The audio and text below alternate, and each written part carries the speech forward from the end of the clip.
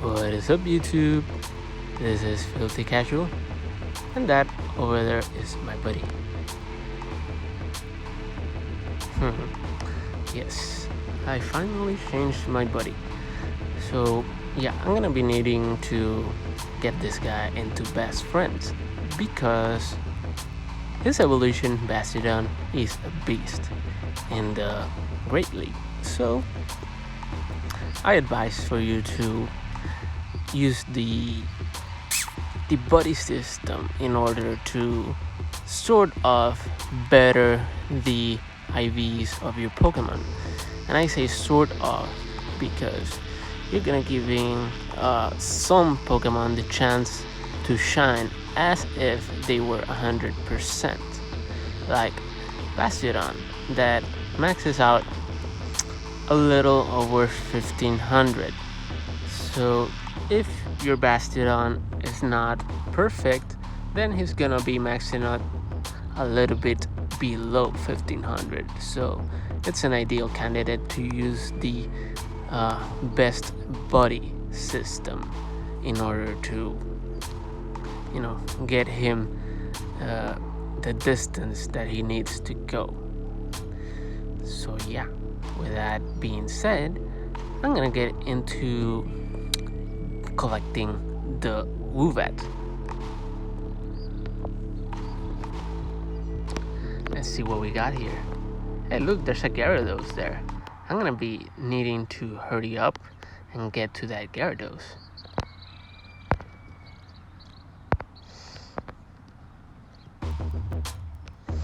Okay, let's see what we got here. As I collect this, I'm gonna be heading to that Gyarados because I'm gonna be honest with you. This is the first wild Gyarados that I see in this event. So yeah, that's gonna be an interesting find. I did manage to get a lot of Magikarps, and I got myself a lucky Magikarp in a trade. So I do have a lucky Gyarados, but this is the first wild one that I see. Would you look at that? In case you guys didn't know, the reason that he is the February Breakthrough Research Task is because his nose is shaped like a heart. And this little bad boy is gonna be giving away bonus candies. Let's see how much it gives.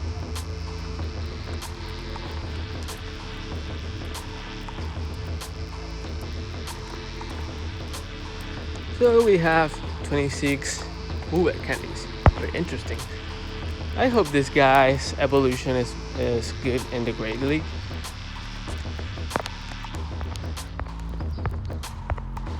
Okay, we got interesting IVs. It says walk with your body to evolve this Pokemon 1 kilometer. Interesting. So let's get to that Gyarados. Look at him. It's 1352. Let's see what kind of IVs we get on this guy. Because right now I'm looking for Pokemon for the Go Battle League like crazy. You have no idea. I'm very, very underwhelming on the Great League because on the Go Battle League because this account that I have going on here is level 27. I mean, I believe level 27 or 28. I need to check that out, but it's kind of underwhelming if you're looking to use Pokemon that max out at level 40. Like Bastiodon, for example. Oh my god. And it fled? Wow. That's some bad luck right there. So what I was looking forward to doing in this video is just a simple reading through the Silph Road Reddit because I want to see what people are thinking about certain things that have been going on in the game. You always kind of want to keep yourself informed, and one of the best places to be informed is the Sylph Road Reddit. So let's see what we got going on here. Okay. Unpopular opinion: Pokemon Go is actually pretty reasonable when it comes to pay-to-win items. I'm gonna need to come back to that because I want to read through that. It seems like an interesting read. But first, I gotta see some of the stuff that has been posted. Okay, we got a shiny Minchino. Field quest rewards for February 2020. Interesting. Let's see what we got here. See if I can zoom in. Okay, got catch a dragon type as always, and evolve a Pokemon. Power up 5 times. This seems pretty standard. There's a lot of rare candies going on here. Catch a Ditto, Roselia, Galtz. Catch 7 different species of flying types. I haven't seen this one. You got a lot of rare candies in this quest, I can tell. Battle in a gym 5 times. Pretty standard. Win 3 gym battles. Okay, pretty standard. Okay, battle in a raid and Umbreon. This is interesting, to say the least. Win 5 raids, Aerodactyl, pretty standard. Win a level 3 or higher raid. Hit 3 rocket runs, Espeon. Okay, so we got the pair. We got Umbreon and Espeon. Battle another trainer 1 time, Meryl. Okay, so this is going to be more for the Go Battle League. Transfer 5 Pokemon. We got Clefairy, which is good for the Go Battle League. Trade a Pokemon. Send 10 gifts to friends. We're gonna have a lot of gifts being sent this month. Spin 10 Pokestops or gyms. This is by far the best quest ever. If you haven't seen it, it's a great quest to have always. We got the Spin the quest. Okay, pretty standard overall. Let's see, sponsored. Okay, yeah, I already know the sponsored ones. Additional information. Most of these quests may also reward common items, which are widely available in the game, like Stardust, Pokeballs, potions, revives, and berries. Okay, let's see what else we got here. Oh, the Minchino quest. Okay, catch 5 normal types. Catch should be due for Patrat. When does this start? I didn't look up when this starts. Make 5 nice draws. They don't seem like that hard.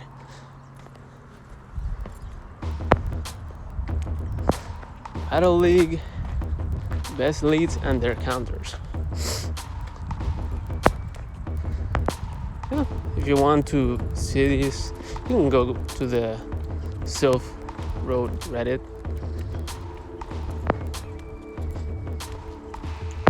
Already saw this. Alolan Sandshrew spawning wild, Sydney, Australia.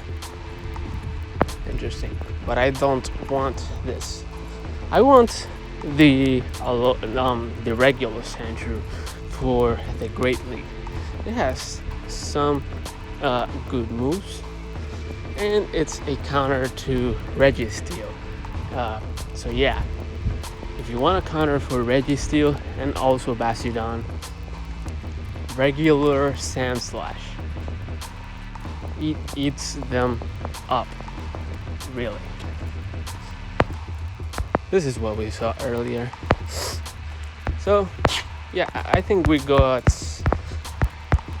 enough of a feel of what we got going on here. There was also a thread that I saw earlier about how the voting for the February Community Day was kind of skewed. A lot of people weren't even finding a single quest that they were looking for. So yeah, I was one of those people, by the way. I was looking for the Rhyhorn, vote for Rhyhorn. I didn't get a single one. So yeah, that's kind of unfortunate. Niantic definitely needs to change this if they are going to do this again in other community days. And I don't see a reason not to. It's a good idea. It's just bad implementation, which is different. So let's see that thread that I was looking for. Oh yeah, let's read this because I like these types of threads. I like threads that make opinions, and I like this discussion about the game because even though this game has a lot of flaws, we all want this game to get better. We want it to flourish like a butterfly. So we don't want this game to end up like some EA type of game. So let's see what we got here. Unpopular opinion. Pokemon Go is actually pretty reasonable when it comes to pay to win items. That is a hot take if there ever was one. I figure this will get downvoted to oblivion, but this is why a left-leaning democratic socialist who thinks free market capitalism sucks think Niantic is overall pretty okay when it comes to in-game economy. Everything can be bought with in-game currency, and that's a rarity in games that have in-game purchases. Okay, I'm gonna probably come back to that during the end, but let's continue. There's no premium cash only currency in Pokemon Go. Okay. It's been a trend in mobile games that you can earn by doing tasks in the game, but you can only buy survival items with, and you can only get the premium currency to buy boosters and cosmetics. You can earn currency passively. Just leave a Pokemon at a gym and it farms Pokecoins for you. It doesn't even need to be your best Pokemon. It's less Pokemons than there used to be, but I suspect this was to stop players from taking over all gyms in a single neighborhood to farm the most coins possible. Okay, we have our first disagreement here. Okay, leaving a Pokemon in a gym is not passive. Okay? It's not passive, and I'll tell you why. You have to last 8.4 or 8.3, I believe, hours in a gym in order to get the maximum amount of coins. That, depending on their area, is not achievable. Okay? So there's gonna be a lot of activity going on. You're gonna have to put Pokemon in multiple gyms, and that kind of defeats the claim of the taking over the entire neighborhood. But if you live in a very active neighborhood, then you might as well have to take at least half the neighborhood in order to get yourself the max amount of coins, depending on how much you expect each gym to survive. So if the coins kind of rolled in based on a timer, say like every 10 minutes, You just get one coin deposited to your account and not have to wait until the Pokemon is knocked out of the gym. Then it may as well be passive farming, because and I love that system I just made up, because that would be amazing when a Pokemon lasts too long in a gym and it gets reset. So you could have like a Pokemon in a gym, depending on the area, for a lot of time, days, weeks, maybe even months if it's a very, very remote area. So if that system was in play, then that would be kind of good for the player that manages to get the gym that is very, very remote. And I understand why that doesn't fly in the eyes of Niantic. Maybe spoofers would kind of catch on to that and get gyms in Alaska or something, or get gyms in the Atlantic, I don't know, in random places where nobody plays Pokemon Go. So yeah, I understand why that isn't the case, but I don't think that the current system is that passive. Maybe depending on the area, but certainly not in very active areas. Okay, let's move on to the next point. Almost nothing is behind a paywall. I have a minor beef with Niantic asking for money to play occasional quests, and I find that quite objectionable and see it as a greedy misstep that made me a bit angry. But the buddy system, free. Battles, free. Power-ups, free.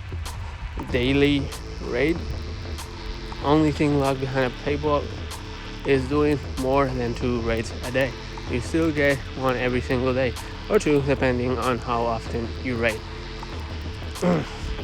Okay, almost nothing is behind a paywall.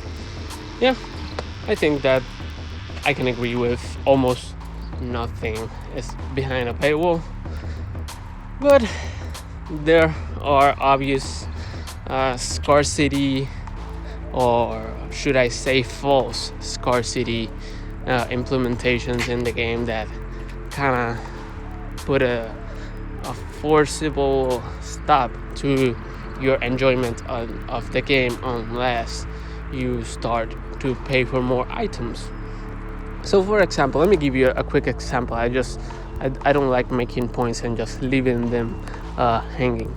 So in the Piplup Community Day, I lured up 2 Pokestops with glacial lures, which was very good for me because glacial lures spawn Pokemon more frequently than regular lures, and Piplup was one of the Pokemon that is able to spawn from the glacial lure. So I pretty much got a whole lot of Pokemon just because I used a glacial lure.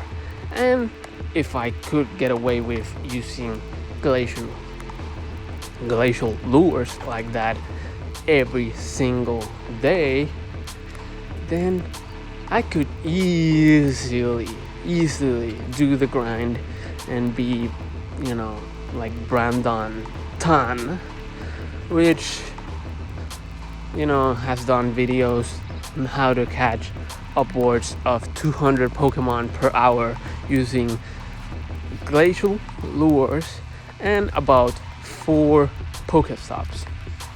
So in the community day, that's when I can go ham with these lures, because I can get 3 hours of just non-stop Pokemon catching, and I can get hundreds and hundreds of Pokemon that day.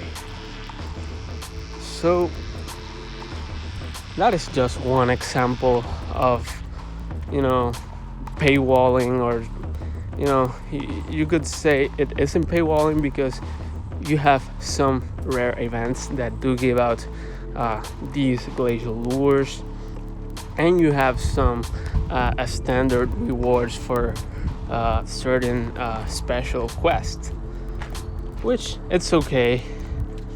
But yeah, the false scarcity situation, I don't think that should be ignored, because it exists. And let me give you guys a second example. For example, Ingress in any given area probably has more than twice the amount of portals in relation to the amount of Pokestops / gyms in Pokemon Go. And that is basically just the rule system that they have in play for Pokemon Go is different than Ingress. So in any given area, if you're familiar with the S2 cells rule set, you have a certain level of S2 cells, which are, I believe, level 14 and level 17. I don't remember exactly which one of those was the one. I believe it was level 14 cells, but you can only have one Pokestop in any given one of those level 14 cells. Correct me if I'm wrong, it could be 17 cells. I don't quite remember this accurately. But in the case of Ingress, let's go back to the map, because Ingress has a lot more in this area than, well, not a lot more, but it has some significant difference in this area than I do in Pokemon Go. Let's go back to the map real quick. Okay, we have in this area, which is a park, but at least it's registered as a park in the open street maps. So we have three possible stops, and I know that this has a fourth portal right about in the middle, in between those two Pokestops. That doesn't appear in Pokemon Go, but does appear in Ingress. And I know that because I nominated that Pokestop with my level 40 account. So there's that. We have that situation going on where you have more in Ingress than you have in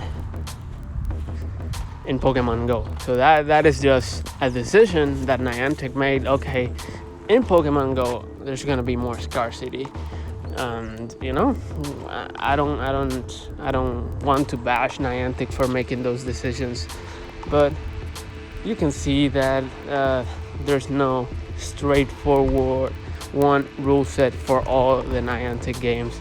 It varies depending on game and what they want to do with the game.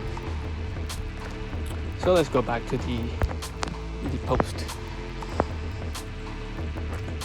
There is no cooldown period. Most pay-to-win mobile games halt your game entirely until you pay money. You have to sit and wait for 2 hours doing nothing until timer resets and you can play for another 2 minutes. The only way to play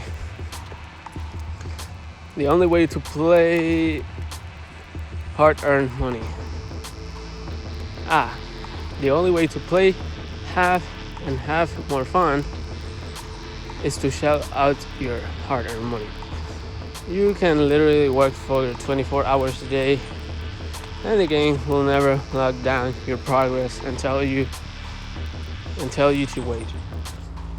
Okay, that's somewhat true.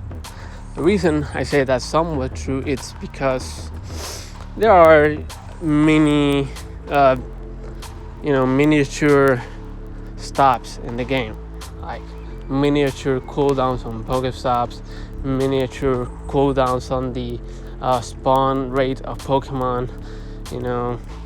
you have certain tasks that have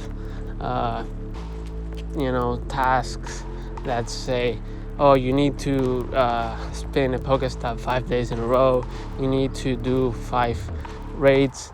So those are miniature stops that they do not halt your progress entirely, but they do slow you down. They don't want you to just go ahead and steamroll through the game, which I think is okay. But I just wanted to make that point because, if you have a lot of miniature, holding you back, a lot of that, then depending on the area, that might have a big effect. Or it might not, because if you live in an area with at least 3 or 4 Pokestops, then while the others cool down, you can move on to the next and have yourself a neat loop of spawns and or spins. Let's see. The game stays true to its core gameplay loop. Get off the couch and walk. That is literally the point of the game. Walk more. If you want stuff, you have to walk or run or bike. Or, as many of you do, drive slowly around neighborhoods in your car, which is something that you should not be doing, by the way, but people do anyway. Walk. You want more items? Walk. You want to fight more Pokemon? Walk. You want to battle more? Walk. Which is kind of what I'm doing right now. I'm charging for the Go Battle League. As I record this video, I've walked a lot. The only people who get screwed over this is the ones that don't walk, or the ones that cannot walk. So, you know what gets easier the more you practice it? Walking. Minor gripe. This mechanic means that disabled people who live in dangerous neighborhoods, unattended children, people in extremely rural areas who live very far away from parks with Pokestops, etc., are prevented from playing. Believe me, I walked with a cane for the better part of a decade and it sucked. But again, not everyone can win first-person shooters either. And I didn't get angry because I sucked at first-person shooters. I just played different games. Okay, I'm sorry. I'm really sorry for your cane decade, but yeah. If you think about who played Pokemon before Pokemon Go, those people weren't really very active. So it was understandable there was some resistance to the Pokemon Go phenomenon at first, because the people that used to play Pokemon were not very active at all. And I know that because I played Pokemon for a lot of time in my life before Pokemon Go. The secondary loop is making friends.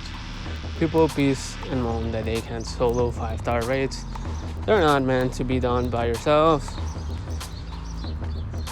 You're meant to reach out to other players and work together. You want to trade Pokemon and interact with other people playing the game. You want to get gifts. Interact with people playing the game. Hell, you used to have to befriend other trainers to battle, and they listened to players and added remote battling feature, and they left in the feature that lets you battle face to face for free. Okay. That's true, but I have a minor gripe with 5-star rates, or should I say with legendaries in general. The thing with legendaries is that, as you already may know, they are not really that legendary. Okay, a Pokemon that exceeds 4,000 CP gets an automatic 9% nerf. We already knew that from a lot of time ago. That kind of, defeats the whole purpose of Pokemon being extra special. And also, it doesn't help that there are people with 20 Rayquazas. That doesn't help making them like special in any given way. I would rather have, the overpowered, the OP legendary, and only having one of them than having 20 Rayquazas with a 9% nerf stacked on top. And yes, I say that seriously. I don't like the facts that they milk legendaries for events, and it just takes away the mystique for these creatures. Like, the only ones that kind of retain that are mythical Pokemon, because they are locked behind the special research, and that's not all mythical Pokemon, because clearly they have released Darkrai in regular 5-star raids, and Deoxys and all its forms in EX raids. So, I think that raids are good, but I don't think they should be spamming legendary Pokemons onto raids. And yeah, sue me. Sue me if you think I'm wrong, but I just don't like the fact that legendaries are nerfed, and on top of that, they're not very special, because there are people with like 20 of them, when in the main series you could only get one, unless you hacked, of course. There are items that you will never be able to buy. There's a chance to get Sinnoh and Unova Stones and raids, and you'll never get rare candies and regular candies by just sitting on your butt and doing nothing. Okay, let me make a small correction, because when the Sinnoh Stones were released, they were released in a different fashion. My mistake. When the Unova Stones were released, they were released in a different fashion than the Sinnoh Stones, okay? They were a lot rarer, and on top of the fact that they were a lot rarer, they kind of pushed that Regigigas special quest that guaranteed one Unova Stone. So they did kind of sold the Unova Stone to us. If you did buy that special research for mainly the Unova Stone, then you did kind of buy the Unova Stone.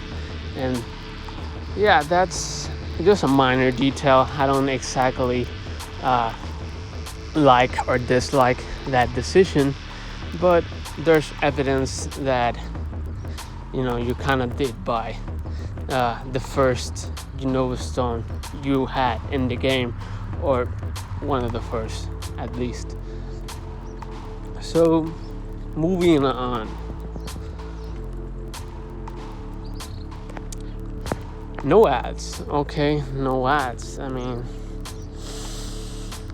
I don't really know what to say about that, because Pokemon, I wouldn't expect a Pokemon game to have ads. I wouldn't expect a Mario game to have ads. I wouldn't expect some major brand or franchise of gaming to have ads. I only expect that from things that do not have a very, very big brand. And that's because, advertising kind of it kind of lowers the quality overall of your product, and They don't want that. And by the way, they have some sort of advertising, and they are called sponsored stops. Let that sink in. So even though there's not like a pop-up on your face, there's at least some sort of sponsorship, and I don't mind these sponsored stops at all, because they at least give you sponsored quests and they give you items and whatnot, so they're not exactly useless. They're not just there to put a brand in front of your face. Let's see, let's move on. They accept Google Play Store credit. Okay. Every app in the Google Store, I believe, accepts Google Play Store credit. And the same goes with the Apple iOS Store. If you have some funds in Apple Pay, regardless of how you get them, I think that any game in the Apple Store accepts that as a currency. But Niantic is greedy by asking for money. They are billionaires. You know that Niantic has to pay their employees, right? They keep rolling out new Pokemon, new features, new cosmetic items, and that takes a small army of talented individuals to churn out content. No, they can't just make $1 million and then give everything out for free, because they run out of money. Everyone will lose their minds when Niantic begins charging for things again. Okay, so let's address this point in a small fashion, because I think I've already spent a lot of time on this article. Okay, charging for things is not what makes Niantic greedy. And I think Niantic does show signs of greed. Sometimes they do have a conscience, and I think that overall they do listen to us more than they did in the past. So this point might be a moot point, but the way that Niantic shows some level of greed is with their loot boxes. And I think people already know what's going on with the loot boxes. A loot box is a popular term for a feature in the game that you purchase, or at least is in some way, shape, or form associated with a purchase, that gives you a chance at getting something that you want. Okay, they have technicalities in place just to avoid certain mechanics in the game being legally called a loot box.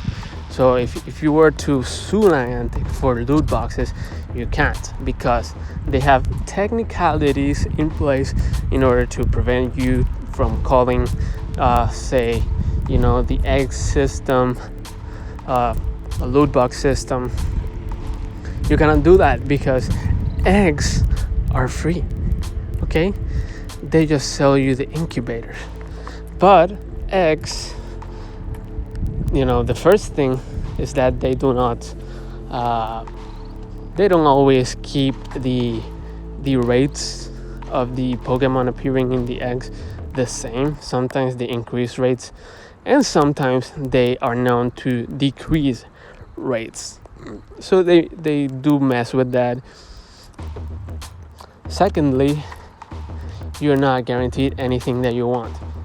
Even if you get the Pokemon that you want, you're not guaranteed to have any sort of control over the IVs. We just have an IV floor, and we're gonna have to settle for what comes out.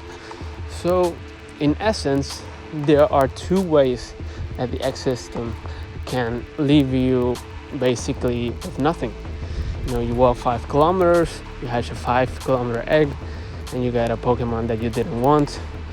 Yes, you get some Stardust, which is basically the only thing that you're really guaranteed.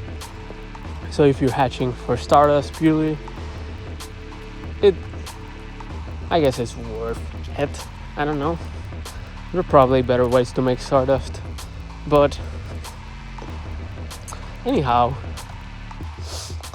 yeah, there is some greed in the way that Niantic implements certain features. Okay? There could be a different way to implement a system where you walk to hatch eggs and get what you want. It's called breeding. Yes, breeding. If you did not play the main series games before Pokemon Go, or have never played it at all, during these 3 years or so, then you might not know what breeding is. So, quick explanation of what breeding is.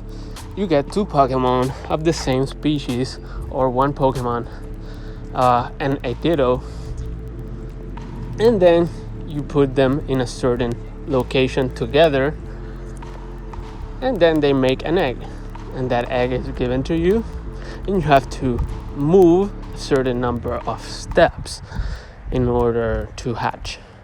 In the Pokemon main series game, you did have to move your character for a certain amount of distance in order for the egg to hatch. So there's the basis of walking your egg right there. Anyhow, breeding does not give you an IV floor of 10, 10, 10, but it does give you a chance to make your IVs better. And I'll tell you how very quickly. If you have 2 parents with good IVs, you're gonna be passing some of those IVs onto your children Pokemon. And in the main series game, you do so with an item called the Destiny Knot. And I don't know how you could implement that in Pokemon Go, but you could make that as a standard mechanic. You could make the Destiny Knot mechanic as a standard part of the breeding mechanic in Pokemon Go and just write it into the code and not need the item. So you pass on a certain number of IVs from both parents, and then the better Pokemon that you get from the eggs, you switch them with the parents, and then you basically keep making better and better children, replacing the parents over and over again until you get the IVs that you want. So that's how it works. It's kind of complicated in the main series games. I guess that's why it hasn't come into the game yet. But this game has been getting a lot more complicated throughout the years as they add newer features into the game. So I don't think it's something that should be heavily discarded, at least now in the state of the game as it exists now. Maybe it was too complicated for year 1, but it's certainly not complicated for today's level of gameplay. This game will inevitably get more complicated as time rolls on, so you don't have to like what I say, but this game will eventually get more complicated regardless of the features that come in or regardless of what Niantic does. That's just how these things evolve. The more things you have to do, the more complicated the game gets. So yeah, I think I'm gonna go ahead and cut this video. I think I've already rambled long enough. If you managed to get all the way over here, I thank you. You are a saint. But if you didn't, I understand. I'm pretty sure this is a hell of a long video. But I'm just gonna cut it right here. I'm not even going to continue to read on. So if you want to read this, it's on the Silk Road Reddit. So yeah, if you like this video, please subscribe. And if you want to support what I'm doing, I'm trying to get better and better and better and better. And obviously, there's gonna be some sort of patience if I am to get better. So bear with me, subscribe, leave comments, like the videos. It helps. Yeah, thank you for your time. Take care.